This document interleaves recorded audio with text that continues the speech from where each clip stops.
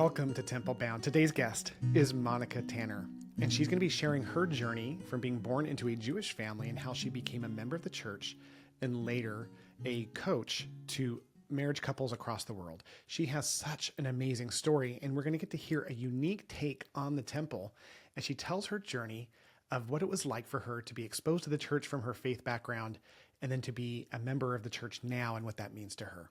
Enjoying the show. Monica, thank you so much for being on Temple Bound. Your story, I cannot wait to get into. So I've already done the intro, as you know, so let's get right into it. What's your story? Tell us your background. First of all, thanks for having me, Will. I'm really excited to be here.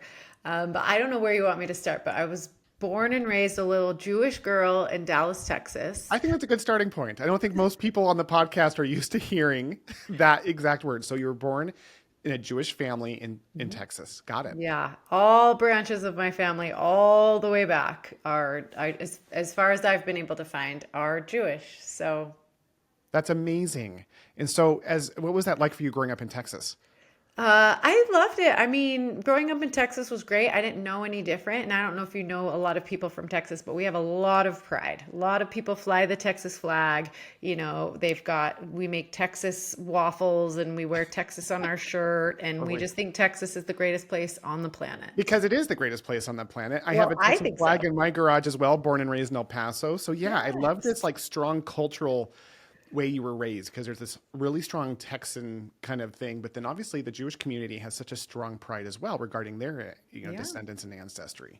It's true. It's true. And we'll get into it a little bit later. I'll tell you how that bleeds in a little bit more. But I did find out that my fifth great grandpa came from straight off the boat in Pennsylvania. Wow. And no, Philadelphia. Philadelphia's in Pennsylvania, right? I'm the wrong person to ask. I'm from Texas. That's the center of the universe. I'm pretty sure there's a port in the port of Philadelphia. Anyways, he right off the boat came down to Texas and settled in a place called Victoria, Texas. And so, I mean, I have a book about him, and he had a mercantile and a bank, and is very, very famous in this little town called Victoria, Texas. So wow. Lots of strong roots in Texas. Fifth generation Texan, third generation University of Texas graduate, hook 'em horns. That's so right. A lot of Texas pride runs through these veins. And then how many siblings did you have growing up? I have one adopted younger brother and two stepsisters. Okay. So very, powerful way to start your journey. And then, tell me about like how that developed into becoming a member of the church, or is there more before that piece? Well, so when I was in grade school and middle school, I went to a private school in Texas, and it was about half and half Jewish kids, half Christian kids. And so when, the Jewish kids would do really weird things like bring matzah for lunch during Passover and things like that, there was a big group of us. So, I mean, we did sit by ourselves and eat our peanut butter and jelly matzah sandwiches and things like that. But it was just like kind of normal because there was plenty of us there. Yeah. But when my parents divorced when I was 12, and so I started 8th grade in a public school, and there was no Jewish kids, like zero. And so it was really interesting because I would make, really good friends. And Texas is part of the Bible Belt. It's very, very Christian. And so I would make friends, and they would be like, you have to accept Jesus and be baptized or you're going to hell. Like all my friends would tell me this, right? And so I did a lot with Young Life, and I went to church with a lot of them. And I think I always just kind of had my reservations. Like I asked some pretty deep questions, like, what about the people that don't know about Jesus? They're going to hell? And, the answer was like, yeah. And I'm like, wait, they were sent to earth to go to hell? Like, it just didn't make a lot of sense to me. And then I also was a little bit put off as I felt like you'd go to church and like half the sermon was on like raising money for the new building or something like that, and I thought, well, I mean, if I wanted to be sold to, I can go to a timeshare. I could go anywhere, right? Yeah, I didn't know. Yeah. I wasn't super familiar with timeshares at the time, but yeah, I just felt like I get sold to everywhere. And then I come to church and I'm like, here we go. Let's put money in the plate, Yeah. So there was just a few things I just was like, man, I don't know about this Jesus character. Like, I Well, did. I can see why. I mean, I grew up. So one of my best friends growing up was Jewish as well, Robbie Bushwald, and it was me, him, and another guy named Ryan who was a Christian Scientist. And so we just made fun of each other's religions nonstop. And it was funny Yeah. because I also got exposed to the Jewish faith very, very early, and Oh, it's something that I get it. It's such a in the Jewish faith, if I understand it correctly, there is no hell. So Christianity is running yeah. around saying Right. do this or you're going to go to hell, and it's just very polar and Mhm. kind of intense. I could only imagine. Yeah, yeah. Yeah, I just thought it was interesting. I'm like, well, maybe I was sent here to go to hell. I mean, I don't know. Like, just, so yeah, so there was never really good answers to my questions when I was in high school. Then I went to college. And this is like, how in depth do you want me to go on my conversion story? I think whatever you feel like sharing, because I know that my audience right now is going, wait a minute, how did you go from being Jewish to a Jewish. member of the Church of Jesus Christ of Latter-day Saints, especially when Christianity's exposure was this really intense kind of polar piece of it. So Yeah. maybe hit some high level, like key things that shifted that mindset for you. Like, was there one thing in particular that really Yeah. like an aha moment for you, or, what was Yeah. that like? Yeah, well, there was a lot of just really cool moments. But when I was in high school, my grandfather, so when I was probably 13 or 14 when my grandma passed away. So this is on the paternal side, my Got it. dad's parents. And I felt like they were so in love. I kind of grew up going to their house for sleepovers and things like that. And they just were this cool couple, just very in love. So when I was 14, my grandma passed away, and my grandpa was always so sad without her. Like he Oh, really, really missed her. And so that was kind of what I held up as because my parents divorced, most of my friends' parents were divorced. My other grandparents on the other side were divorced. And so there was really a lot of divorce and a lot of unhappiness. And so this was kind of the relationship I held up as like, this is what I want, right? yes. And so when I was a senior in high school, my grandpa was in a nursing home really close to my high school. So I would visit him all the time. And he was just a very simple man. He never went to college. My dad was like the first one in that line. My grandma was very educated. So my grandma came from the line of Levi's who settled in Victoria. So they're very, very rich. And when she wanted to marry my grandpa, she was like completely disowned, but they Oh, loved each wow. other. So my grandpa was a very simple man. He never went to college, but he had so much advice for me. So when he found out that I was going to college, he was so proud of me. And he was just like, Monica, do not waste this experience, right? Like go to college, come out of college becoming something, right? Like don't Yeah. drink, just don't get all involved in the partying and the drinking. And he's like, that stuff's fun, but make sure you do what you went there to do, right? Great advice. Yeah, he was so great. And I spent so much time with him my senior year in high school. And so then I went to the University of Texas, like all my parents and other side of the grandparents before me, and had a wonderful, wonderful freshman year. I mean, so much fun. But in October of my freshman year, my grandpa passed, and I was Oh, so no. sad. I wasn't able to be there. I couldn't, it was very sudden in the middle of the night. And so I was very sad. And I don't know if you're familiar with this country song. I got to figure out who sings it. I haven't told this story in a long time, but the lyrics are there's holes in the floor of heaven and her Yeah. tears are pouring down. And Yes. so I remember just being so sad hearing the news that my grandpa had passed, but I was also really happy for him because in my mind, and this was not like a Jewish teaching, but in my mind, it was like I envisioned my grandma and my grandpa sitting next to each other in these rocking chairs, holding hands, and there's holes in the floor of heaven, and they're like watching me. And so I decided right then and there that I wasn't going to drink anymore. Because Which is very, again, this is very typical of our faith, but not typical outside. Like no, this is a very, especially at that age at college, at the University of Texas, like that's something right. that is a very distinct like impression that you felt. Right. It was very different, right? And I didn't Wow. tell anybody why, but when I started on my freshman year and we would take turns. So I had in my roommate in the place where I stayed, there was 5 of us girls and we would take turns being the designated driver each weekend. Right. And so, everybody dreaded Their when it was their designation. turn. Right. But everybody Right. else was so grateful. But after this experience, I was just like, I'm not 21 yet. I'm not going to drink. I will just be the designated driver. And let me tell you, that was a popularity move. Oh, Like I bet you became the coolest person in everyone wanted school. to hang out with me on the weekends. because you were their light ride home. Right. Because I was a designated driver. And I cannot tell you how much time I spent holding hair back and getting people ready for bed and people cussing at me because I'm ripping them away from this boy that I know is going to date rape them. And I'm just like, you're coming home with me. Like, so I was very popular. But anyways, I would go to these parties, and the University of Texas is huge. Yeah. But I would go to these parties, and a lot of times there was this guy there, and he was this good-looking kid, and he also wasn't drinking. And so we would stand in the corner of the party, and we would drink our water, and we would just laugh at our friends. And at the end of the night, we would gather them all up. We both kind of had this in common, and take them home safely, right? Wow. And so I would see him all over the place all the time. And it was so weird. Because it's a massive campus. Like, this is like running into someone in a city. Right.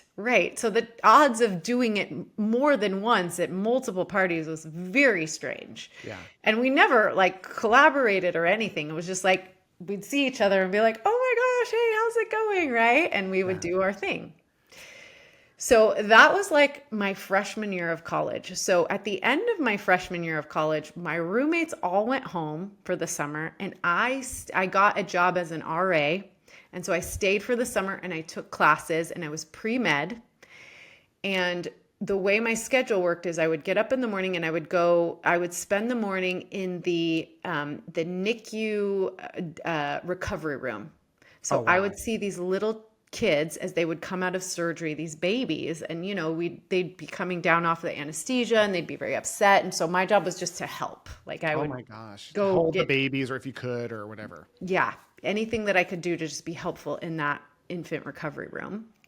And then I would have lunch, and then I had these 2 classes, medical terminology and anatomy or something else, right? And that was my day. And I was like, basically all my friends were gone. And so it was just like, I just kind of threw myself into my schoolwork and stuff like that. And I had medical terminology in this massive auditorium, the one that's like slanted down like this. Hundreds of people, totally. Yes. And I'm a front sitter. And so I was in the very front of this big auditorium. And I remember looking up in the back corner, way far away, and seeing this kid, like my buddy. Wow.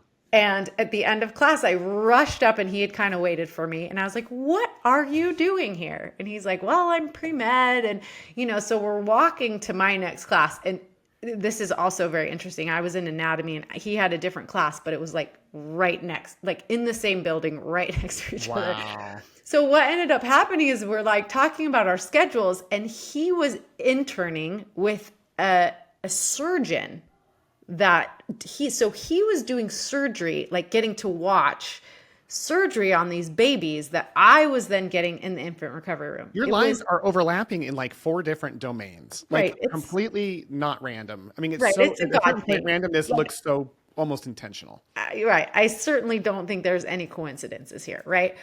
So what we would do is we would work in the hospital in the morning, then we would have lunch together, and then we would go to our classes, and then we would study. And that was like a month or so of the summer. And so we got really, really close. And then, so every summer we would do a family reunion in this little place called Frio, Texas, a little nowhere place. And it's just the little river. And my family would just basically drink beer and float in these inner tubes down the river. I'm sure you've seen it. Oh, yeah. There's an inner tube for the beer cooler.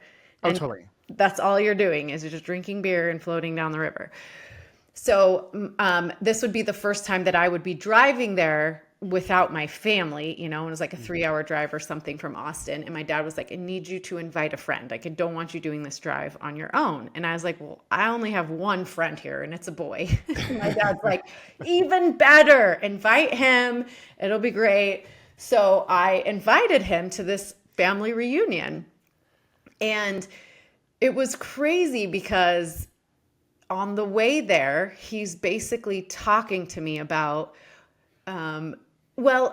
here, let me start first. I think we went on a kind of a date before that. And I remember him telling me about his high school experience where he went on these group dates. Yeah. and he didn't drink. It was the first time I knew that. I mean, I knew he didn't drink because I'd experienced that, but like he was saying that, you know, he didn't drink, he didn't smoke, he didn't do drugs. Like he was really close with his mom, like all this weird stuff. And I was like, this is very odd. Yeah. Cool. But so different than what I've we never met anyone like this. And part of that was he wasn't going to have premarital sex. And I remember thinking like, Who what is this guy? planet like does a boy like this come from? Like I just couldn't believe it. Like it was Wow. very, very strange. And I'd never met anyone who like had these values like this. Was it attractive or off-putting? Like, what was that for you? It was very attractive, but I just thought, I mean, you're a good looking kid. I mean, you could definitely be bagging babes anytime you want. You know, I just like, it was just weird, like just Yeah. And weird here to he is hear being it all so direct. together. Yeah, yeah. And he's super like kind and super into you, which is so great. Yeah. Oh yeah. He really liked me. He kept, during finals of my freshman year, he kept asking me out on a date and he wanted me to go with him because this is going to date me. But Finding Nemo was coming out. And he kept asking, he's like, a group of us are going to see this movie, Finding Nemo. And I like was like, you are so weird. Like, I have to study for finals. Like, why would I go see a children's movie? A cartoon. Yeah. Yeah, totally. I was like, that's weird. That was off-putting. The rest of it was really cool. He just like told me stories about high school and his mom and I just thought he was like a cool quality kid. Like Yeah. how does this happen? Right. Probably the first real Mormon that I had ever met. Yeah. So anyways, we're driving this 3-hour drive down to Frio, Texas. And he's telling me about, you know, forever families and the doctrine of eternal families, like just really cool stuff that I was like, wow, like so cool. So we get to Frio, Texas, and we're checking in. And he's like, hey, I have this idea. He's like, I bet I can find a church nearby. He's like, I think on Sunday we should go to church. And I was like, that's weird. Yeah. Like we're on vacation. Nobody goes to church on vacation. Yeah, this is Finding Nemo weird. Just like, Yeah, what yeah. are you doing? Yeah. Yeah, I thought it was weird, but I was like, all right, well, I mean, if you find us a church, we can go. I didn't love being with my family when they're all drinking. Like, I mean, it's like a family reunion, but slightly dysfunctional. I mean, you Totally know. get it. So anyways, I was like, yes, if that distracts me from, you know, having to sit in the river and watch everyone drink beer, that sounds great. So he found a church about 45 minutes away. So we do the family reunion thing. He's meeting my family. It's really cool. And like Saturday night, he's like, comes to me and he's like, listen, he's like, I think you're going to be more comfortable in this church building if you are wearing a skirt of some sort or a dress. And I was like, I brought bathing suits. Yeah, you're on vacation. And Yeah. by the way, the church chapel is not like down the street. It's 45 minutes away. It was like 45 minutes away. Yeah. And I was like, I brought bathing suits and cut off jean shorts. Like, so I'm asking around for like any type of skirt. And I have an aunt who's super cute and she had this very short, like cover up type skirt. And I was like, sure, I'll take it. So Sunday morning we get dressed. I'm wearing this little spaghetti strap shirt and a little skirt. I mean, this is Texas in the middle of like August, right? Oh, yeah, It's the pretty worst. hot. So we go to church and we get there. So this is really funny. We get there and it's a little branch and the greeters or the people who are like, their eyes are like bugging out of their head. He's wearing jeans and a t-shirt and I'm wearing this little spaghetti strap. They knew that we were not regulars. Yeah, like this was clearly not their regular crowd. Totally. Yeah. So we go in. I didn't notice too much that I was dressed differently. I mean, maybe there was a lot going on. But sacrament meeting was really cool. They talked about the Holy Ghost and how all of us have the spirit of discernment. It's just like really cool talk. Wow. And many years later, I went back and found the woman who gave this talk because I thought it was so cool. She compared it to like a camera. I can't remember all of the analogies that she made, but it was really cool and I understood it really well. But when the sacrament came around and he was explaining it to me, like I think he was he must have been a little too demonstrative because after sacrament meeting, somebody came up and was like, I've got it. You're a member. and you are not, right? And he was like, yeah. And he's like, this is her first time at church. Could we figure out how to, and this is back when we had 3-hour church, Oh, could yeah. we figure out a way to have the missionaries teach her during Relief Society? And he's like, I don't want to send her to Relief Society on her Yeah. own. Can we do a lesson? And so I remember going to Sunday school, and that was completely over my head. And then these two sweet elders taught me the first discussion in the 3rd hour. Wow. And so funny to think about, because there was a definite like senior companion, and then the newer companion. And this is back when they memorized the discussions, Oh, right? yeah. And this kid had such a hard time remembering what he was supposed to say. And so he's like stuttering through like a script, and Yeah. he's just And I was struggling. like, man, I must have been so distracting to this poor kid, I'm sure from Utah, who had like never seen anyone dressed like this before. First day on the mission, probably. They're like, what Yeah. do I even say to this Yeah. guy? He's like, I don't know my lines. But it was great. They gave me a Book of Mormon. They highlighted it up. We went back, and he kind of taught me about keeping the Sabbath day holy on the way back from church. And so I was like, cool, let's do it. So we made lunch for my family, and they came in from swimming and stuff. And we had lunch, and my stepsisters were Methodist. And so like after lunch, my stepsisters, and Donnie is his name. I've never told you his name, Yeah, Donnie. had this incredible discussion about scriptures in the Bible. And I was like super impressed that he knew all these scripture references, and like, they were asking him tons of questions about church, and he was, answering them, and they're flipping through the scriptures. And I thought, wow, that's impressive and cool, right? Yeah, for sure. So the weekend ends, and we go back to school. And it was like, so in the summer, there's like 2 summer semesters, So with the first semester was exactly like I described it. The second semester, he wasn't taking any classes. He was moving back to his parents, who lived like maybe an hour outside of Austin. His dad was really sick, I think. And so he was spending some time out there. And I remember it was like a Thursday. It was the Thursday after, and we hadn't really talked or anything. And I was taking a shower, and I remember thinking, I want to go back to church. Like, I think it would be like, I feel like I want to go back there. And so I actually switched days. So here's the other funny thing is, like, my roommate and I, one of us had to work in the office on the weekends, right? So one of us had Saturday and one of us had Sunday. And working on Saturday was the crappy shift, Yeah, because because that's when all the kids are hanging out and having fun fun. stuff, Yeah. right? And Sunday was like, you always wanted to be working on Sunday. So I was supposed to work on Sunday, and she was working on Saturday. And there was a big rafting trip and a big party. And I said, hey, I will switch you so I can be off on Sunday, and I'll work your Saturday, and so I can be off on Sunday. And she was like thrilled. Yeah. You're basically the coolest person in college. I You're the seriously designated was. driver.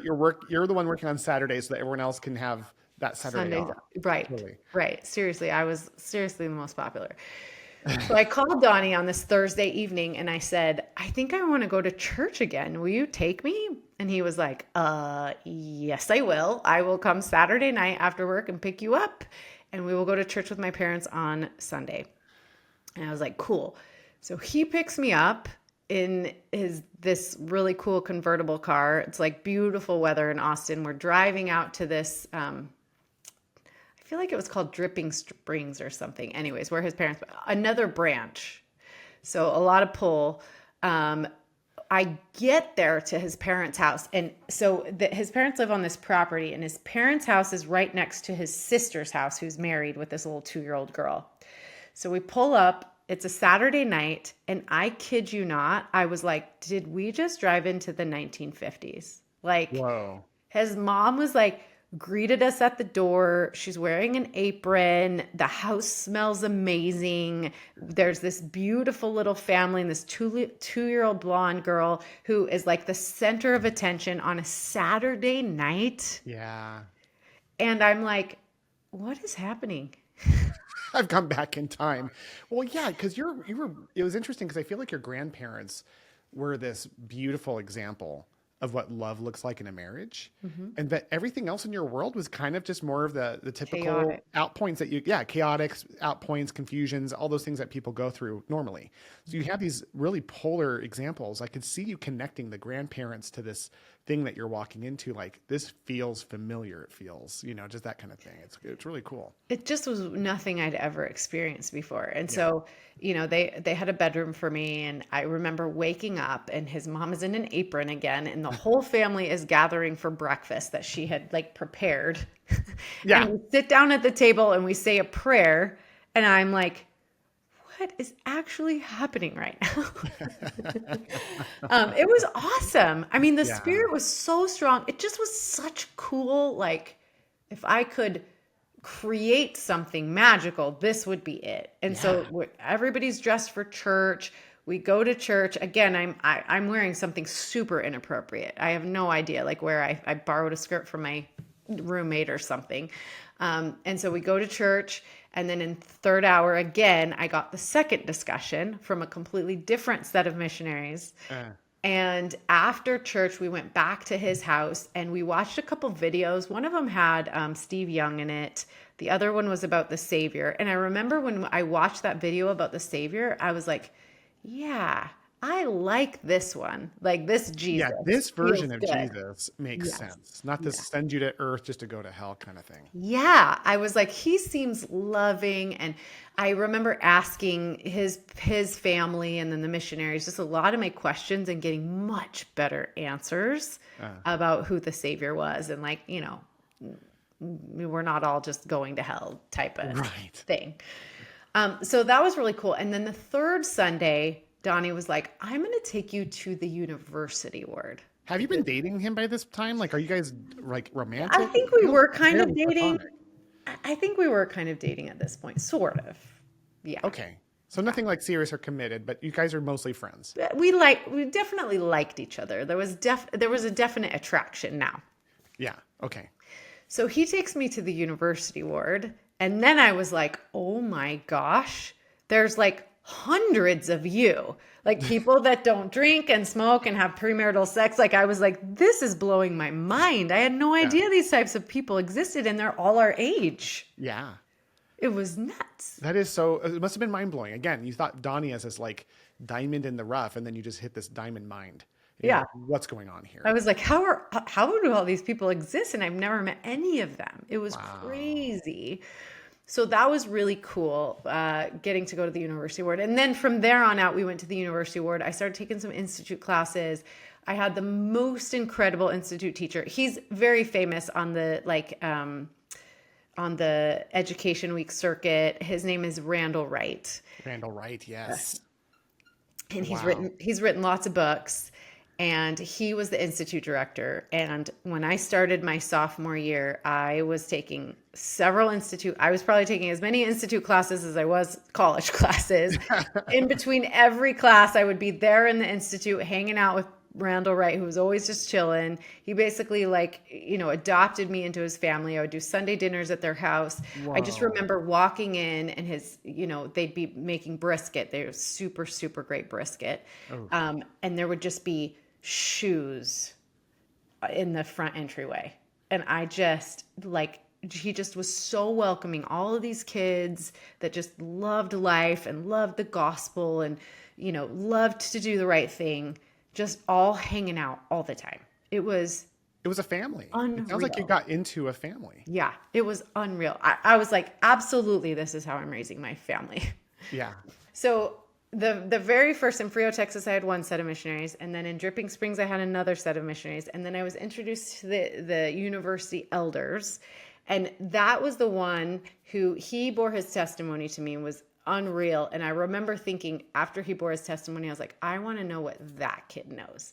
Yeah. And they invited me to baptism, and I agreed. And after that, they handed me off to the sisters. So now I had gone through 4 sets of missionaries, and I just thought these were the most amazing people on the planet. And my sister, and I had a really hard time getting baptized because, of course, now I'm telling my family about it, and you're becoming Christian. Yeah, that's gotta be intense. Yeah, and my Jewish dad is reading every piece of anti-Mormon literature he could possibly get his hands on. Yeah. And calling me, and he's like, racism and sexism and like all of these, he's like firing all these things at me. And I'm like, Dad, I don't think that's right. Right. And like, I couldn't defend it with anything, but I do remember like firing all these questions at the missionaries. And it was difficult because my dad was chirping in one ear, and then, I knew I was doing the right thing in the other ear. And I remember my sisters said, let's fast about it.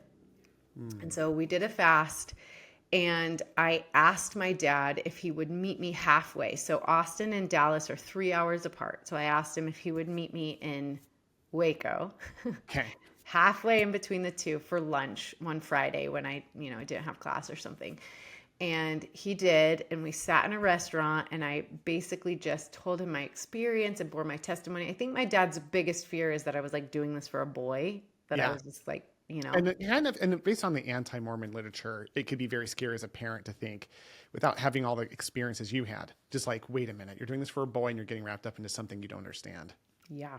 So many cool miracles, because I'm telling my dad this story, and then my dad tells me a story. That's so cool. And oh my gosh. And it all like wraps up so cool. But he told me this story about how my dad always worked out at 5 a.m. every morning.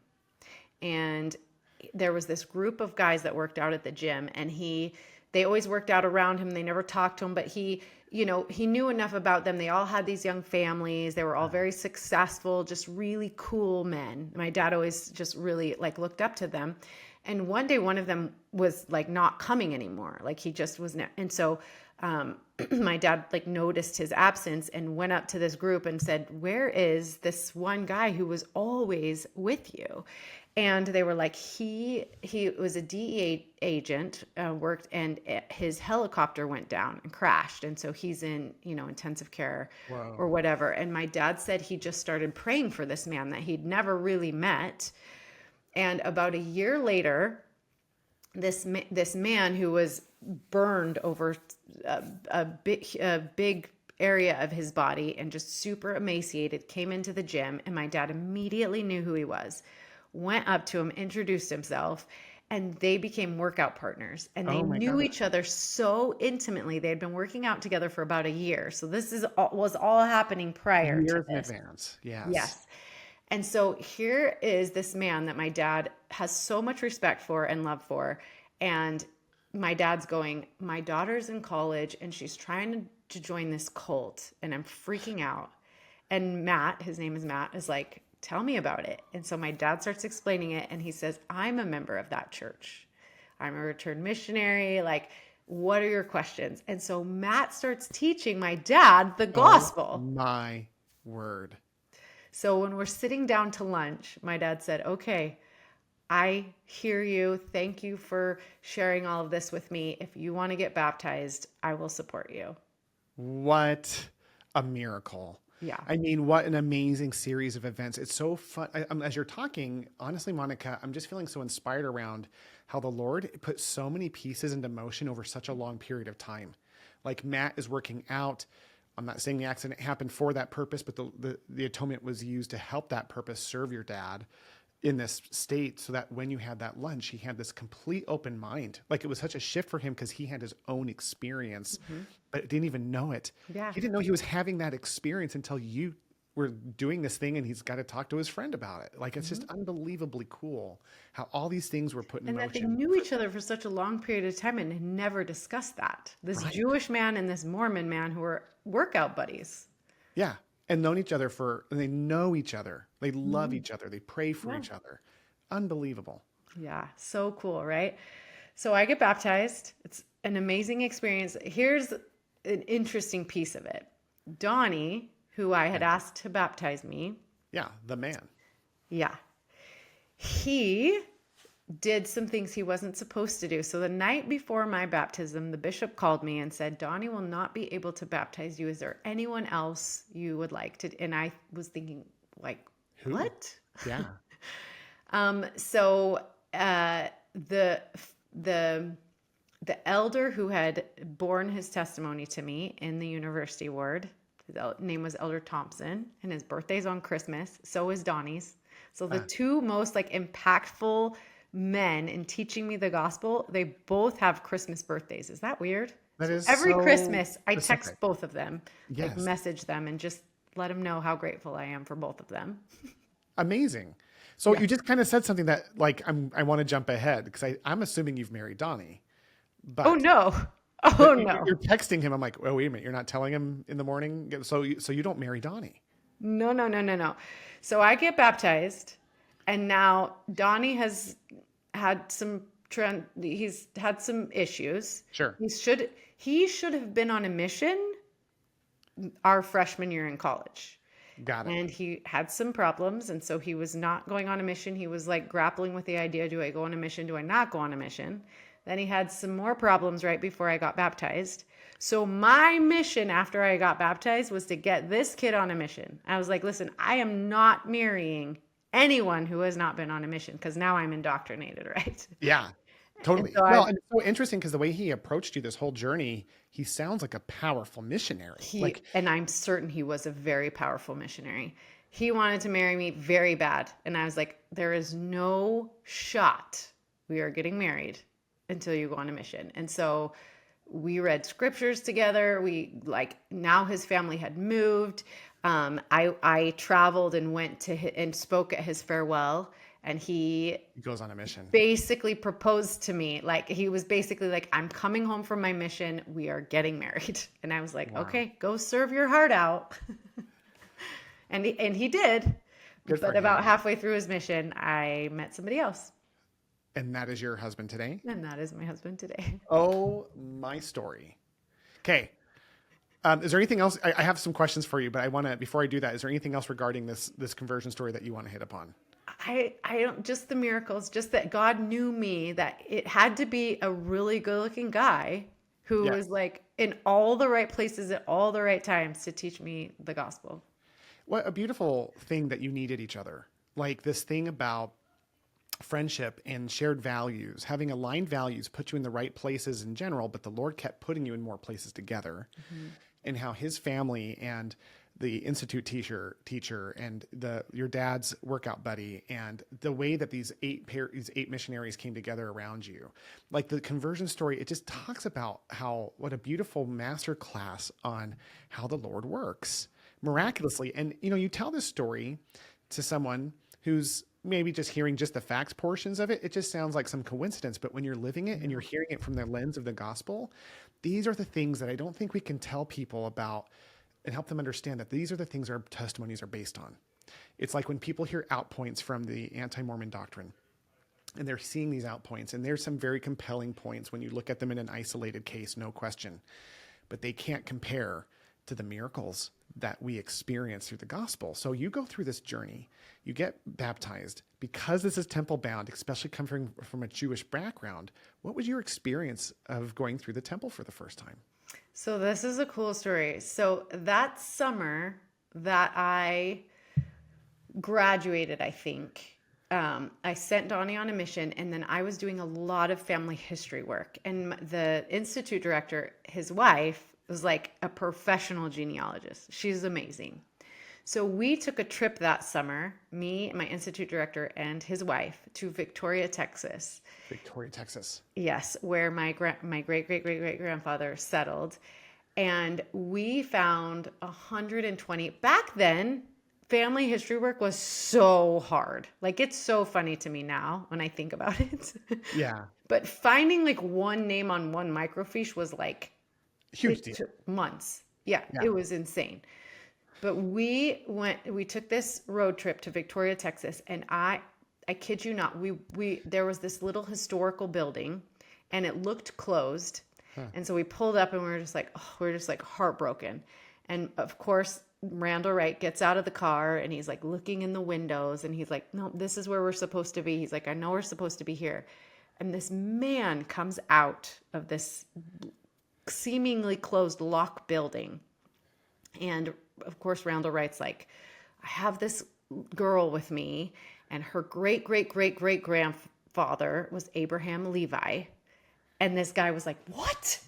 I just wrote a paper on Abraham Levi. And he opens up this building and takes me inside. I have the original plans for his first house. I Oh my have like gosh. books about him settling in Victoria. I have these beautiful like letters that are written. My one of his sons spoke at a commencement ceremony at the University of Texas at Austin, and somehow I got 120 of my ancestors' names from this. We have pictures of gravestones, like all of this from this one trip to Victoria, Texas. It was Whoa. so cool. And so I'm like getting like, Goosebumps. yeah, Thinking just about telling you the story. So now I have all these names that I'm ready to take to the temple. And Brother Wright's like, okay, it's time for you to get ready to go to the temple. So I did. I went to my bishop and I said, I'm ready to go to the temple. And I was dating this boy, a new boy. He was the elders quorum president, and he really wanted to marry me, like really bad. And I was like, you know what? Breaking up with him was very difficult. My parents actually really liked him. Oof. And he was a kind of a Dell millionaire. He worked for Dell in high school, and then he went on his mission, and that's when Dell just completely blew up. See, he came home to a ton of Dell stock. So he Whoa. had a couple of homes and a boat, and he was pretty set. Yeah. And so my parents were like, yes, this is good. And I was like, I'm just not feeling it. I want to go on a mission. So I had broken up with him, and he was just, it was very, very difficult. Oh wait, oh shoot, I ruined the story. I hadn't broken up with him yet. Ah. So I get ready to go to the temple, and I'm taking these 120 names, and You haven't been through yet. I haven't been through the temple yet. Okay. Wait. I'm actually getting confused in the story here, actually. So I don't think I had the 120 names yet. I was just getting ready to go through the temple for myself. Yes. Okay. So here's how it happened. So I went through the temple for myself, and I immediately knew in the temple when I went through for the very first time, I listened to the covenants, and I knew in the temple that this boy was not the boy, and that I should go on a mission. And so after I got out of the temple, I broke up with the boy. Same on your first visit to the temple, you get revelation he's not the one, and you break with him. And he was there in the temple. He came with us. What was your overall impression of the temple, by the way? It was interesting. It was neat because I had a lot of people that came with me. So there wasn't a temple in Austin. I don't think there is still, actually. Maybe there is. Anyways, but we had to go to Dallas for the temple, and a lot of the people from the singles ward there came with me. Okay. And then I had Matt and his wife, my kind of angel who, helped my dad. And then I had Randall Wright and his wife, and then some of their children. So it was like a very full session of my people. So I think of all my impressions of the temple, it was just so amazing to feel that love and support, and being there with, the people I loved most at this point in my life. Yeah. Just all there to support me. I think that was the biggest feeling I felt in the temple. Love that. And then somehow in that period, you just get clear as well that this guy's not the one. You get out and you break up with him. Yeah. Yeah. And some other like really funny things happen too. So we go back to Austin, and it's fast and testimony meeting. And like I said, a lot of people went with me through the temple.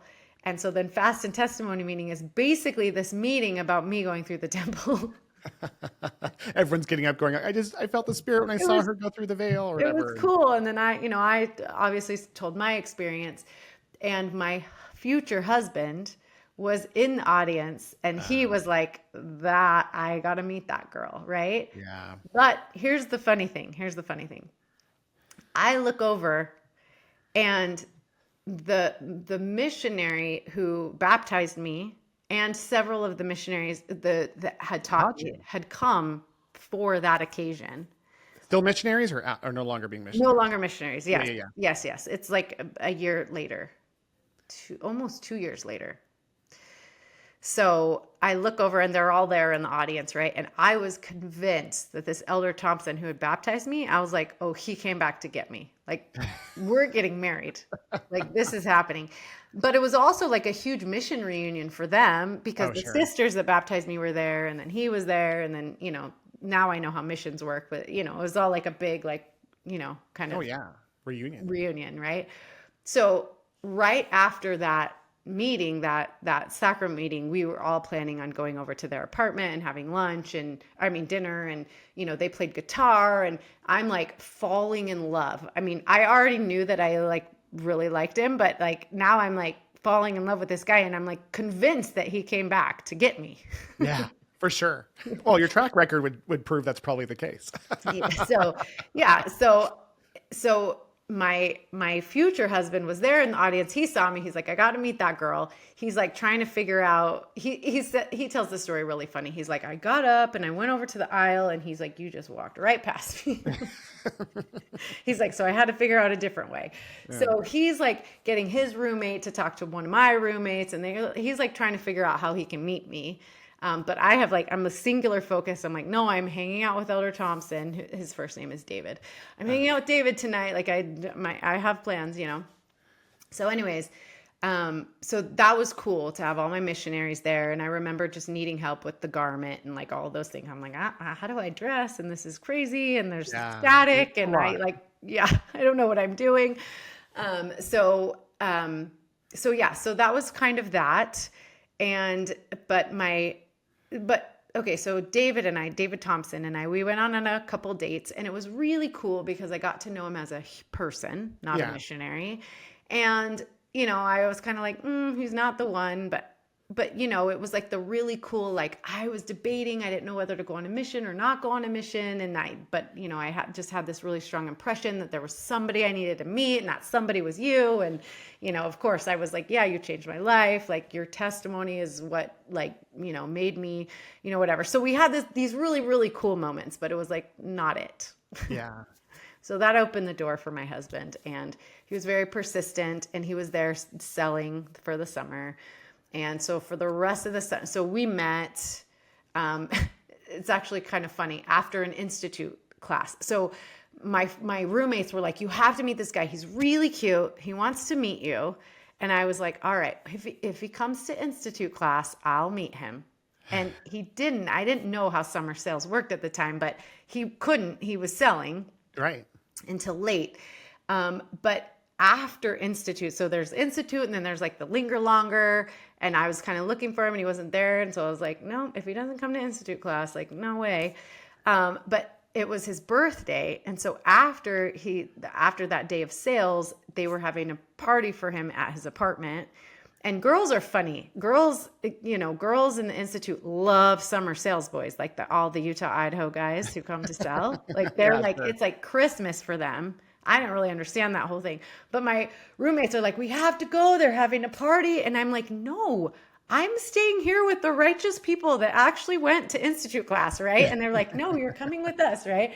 So they drag me to this birthday party. And this boy who's super cute, and he's surrounded by all these girls that I couldn't even get to him. And so, I'm like, yeah, he's really cute, but like, whatever. And I ended up talking to his brother for most of the night, who's not anything like him. But anyways, so I'm like totally ready to go. My roommates are like, okay, are you ready to go? I'm like, yes, please, let's just go home. And as we're walking out the door, he's standing at the door greeting everybody. And we start talking.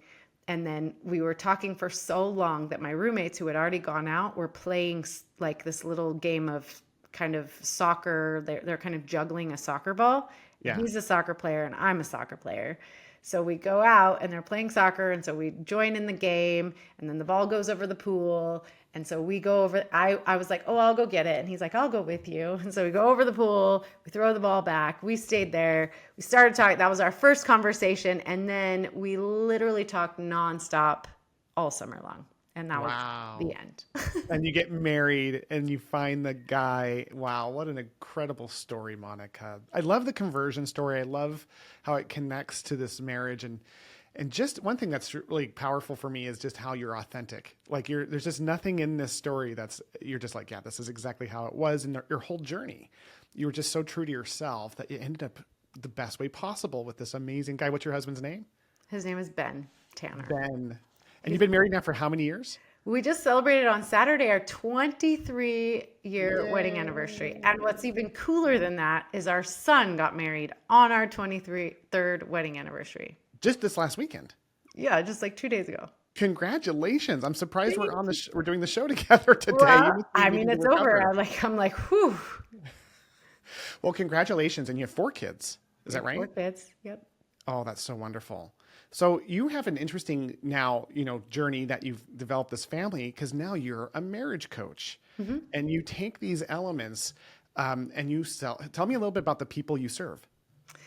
A lot of my clients are LDS, and they actually, my specialty is kind of couples who are one or both of them are going through a faith transition, and it's really hard on the marriage. Okay. I have a lot of that.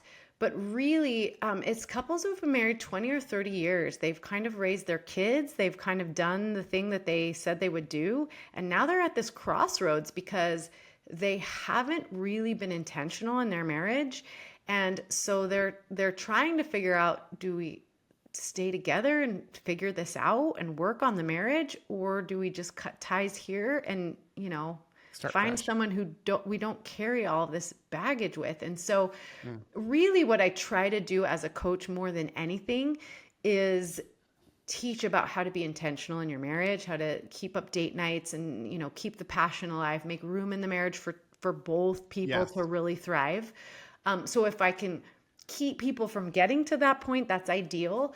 But I have now trained in relational life therapy, which is an incredible modality and a way to work with couples who are on the brink of divorce, who are really thinking about like, do we stay together here and work on this, or, do we part ways? So I've had a lot of opportunity now to work with couples who are really struggling with either faith transitions or trying to decide if they're going to stay together. It's funny because it does all come down to faith to some degree. There's faith in the church that's causing this disconnection, or faith in each other, a lack of faith in each other and what they could be in that regard. And it's really interesting that you went into this journey. How long have you been doing this? I've been doing marriage coaching for about 6 years, and the relational life therapy is in the last year or so. That sounds like a huge help to what you're doing. Yeah. Oh, it's incredible. Because before, if a couple was like, we're really considering divorce, I would refer them out. And so I felt like, but when couples are seeking counseling, usually they're pretty close to that point. And so I thought, if I really want to be helpful, I've got to learn how to deal with adultery and abuse and addiction and, getting close to divorce. So I've gotten training in a lot of those areas now. Very interesting. So really all the outpoints, someone losing their faith, someone faith transition, better said faith transitioning, because I like that language better. Also, you've got all these different elements around, abuse and different elements that step into marriage and what causes that. I think what's neat about this too, and hearing your journey, is how essentially what you're doing is you're helping support the most important thing we do in the temple. The most important thing we do is get sealed. Yeah. And so many of your clients, being members of our church who've been sealed, must find a lot of comfort in your background, because you both have this really strong testimony and this wonderful conversion story, but you're also kind of outside of a typical pattern. You know what I mean? Like there's no pattern, but like in the culture of the church, there's definitely like a different path that people feel like they should be on. You came in from a very unique background that probably serves you greatly, having seen kind of all the different things from your grandparents down to other elements in your world. So I love that you do that. I feel like we need to have a different episode all about marriage. Yeah. And just deep dive, if you're willing to do that, come back and we'll do a whole episode just on how your background and what you do can help keep the ties to those celestial marriage. Because like, for example, you have a book coming out in August that I cannot wait to read. The title alone is just so gripping to me. It's called Bad Marriage Advice: Debunking Myths That Will Make You Miserable and What to Do Instead. Like that's such a powerful. Is there any one of the bad marriage advices you can quickly just kind of touch upon? Yeah, absolutely. So I started writing the book as just like a love letter to my son and his future bride. When he told me he wanted to get married, I thought, oh my gosh, I have so much to share. And so I just started writing this letter that turned into a book. Mm. So that was crazy. But I think the one probably that affects, I would say, my LDS clientele the most is this myth that divorce is not an option. Like when you get married in the temple, you're married for time and eternity, and there's no going back. And I mean, the reality is that divorce is not an option is a lie. It's always an option, whether you're married in the temple or not. Divorce is always on the table. And I have one client in particular that's particularly heartbreaking because he's such a nice man and he comes to see me on his own because his wife refuses to do any work on the marriage. And we started, kind of talking a little bit about why he's so disillusioned and disappointed and, you know, not having a good experience in his marriage. And he told me that I said, well, I think it's time to start thinking about the possibility of divorce or just letting your wife know that, if she's not willing to work with you on the marriage, that you might have to think about divorce. And that's just something that I talk with my clients about because you always have options. You might not like them all, Yeah. but you always have them.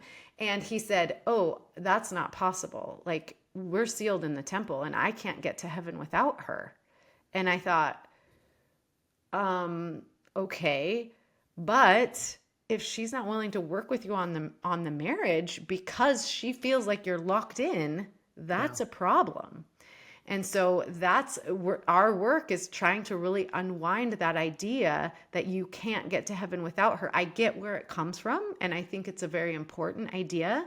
Yes. But I don't think Heavenly Father put us here to be locked into a marriage that's not workable. And I do think that their marriage is workable. I just think that they need to have some tough conversations. And in order to have those conversations, they have to realize that they have options. And if we can't figure it out, then he might need to walk away. And so Yeah. she has no motivation to work on the marriage because she feels like he's locked in. But Yeah, there's like, well, what's he going to do? It's interesting. Elder Holland recently gave an address to a stake where there was questions and answers about like divorce and all these different elements. And what he said was so powerful. He goes, I want to teach you guys a principle. And the principle is this, is that no one else can get in the way of you going back home. Like no one else. Like if you are, and I love that. He was just talking about like, regardless of the individual circumstances, is that our ability to go back home to our Father is completely reliant upon our relationship with him, our own relationship and obedience. And that's what we're taught in the temple.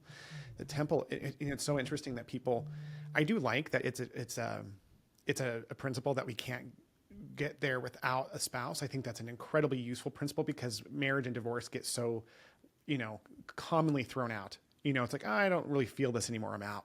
Versus, no, I want to more having a motivation to work on it, but it's never meant to be an entrapment either. It's never meant to keep right. people into a connection of an unhealthy relationship. Quick story. I was a ministering brother to an older woman back in El Paso, Texas. And her husband had died. She was in her late 80s. She lived alone. It was one of those visits where you're just kind of like being there to visit with her. And she turned to me, she goes, do you really think I'm going to see my spouse again one day? And I said, absolutely. You've been sealed in the temple. You're going to be together forever. And she started to cry. She goes, I really can't stand him. I can't stand the thought of being with him. I'm terrified of having to spend more time with him. And I just said, oh, well, that's okay too.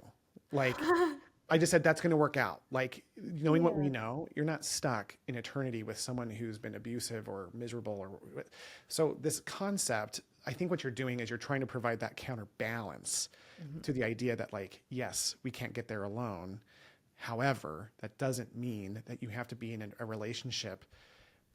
You want to work for it in every case, but like there are cases where it's a very important option to consider. Yeah. And the reality is I think people say that to like foster commitment, But the reality is it's not, I mean, we have agency. God gave us agency. We always have agency. There's nothing that can take that away from us. And so, a marriage based on, like you said, entrapment is not commitment, but a marriage based on choice is. And so when you bring that back, so that is a myth that will make you miserable. This idea that I made it a decision, I got married in the temple, and now I have zero choice in the matter. But you do. And so knowing that you and your partner choose each other every day, that is a commitment. Not, I'm stuck, I made a bad choice, it's okay if my partner abuses me or, whatever, because now I'm stuck. That's not commitment. No, it's not. And it goes back to what Emily Bell Friedman said in the 23 when she was talking about her walking the Jesus trail in Jerusalem. How, we look at the covenant path as this, we would be wrong to think of it as a checklist. And it's really meant to be a relationship. So when we think about eternal marriage, it's the relationship step that matters. Like it's the frame, the temple is the framework, but we fill the picture with the relationship we build with our spouse. And if that relationship is negative, hurtful, depressing, miserable, that's not the intent of the frame. The frame itself is to hold love. Yeah. And it takes work, as we all know, who've been around, marriage for a while, but there are times where one person is just not willing or is doing things that are causing major issues. And that is the only path, is to find someone to fill that frame with that's going to honor it. So I appreciate you so much. This has been an incredible episode, Monica. I want to have you back. And please, how can people get a hold of your book? How can they get aware of this whole thing? Yeah, thank you so much. So you can find the book at badmarriageadvice.com. It comes out in August. So I don't know when this episode will release, but right now you can go and you can get on the wait list and get some free gifts from me. Lots of date night ideas, because I love, love, love date night.